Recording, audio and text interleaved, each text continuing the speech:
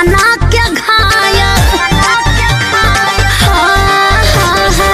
बाली बनारस के पटना के पायल छनकी तो कदी है कतना के घायल भर लठिया दिले बंगाल के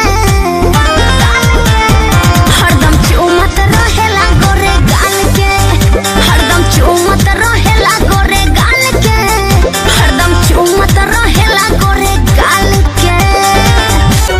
हमारा घर भर के लोग तोहके जानत रहे हमार मम्मी पतोह तोहके मानत रहे। हमारा घर भर के लोग तोहके जानत रहे हमार मम्मी पतोह तोहके मानत रहे। मुँह कवन लेके जैती देखावे खातिर मुँह कवन लेके जैती देखावे खातिर काश तनिका सतवले हो तू पावे खातिर काश तनिका सतवले हो तू पावे खातिर।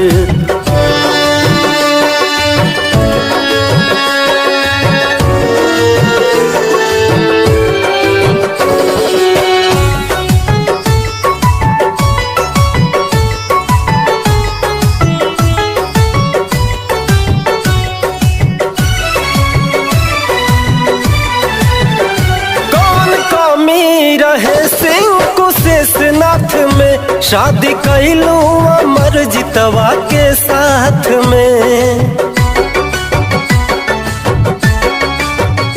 कौन कमी रहे सिंह कुशेषनाथ में शादी कैलू अमर जितवा के साथ में।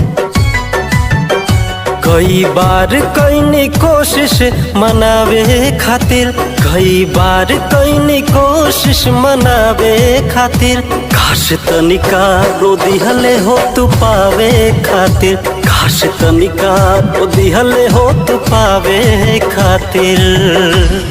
करेला रसन रवि बुरा हाल करेला बावन गज के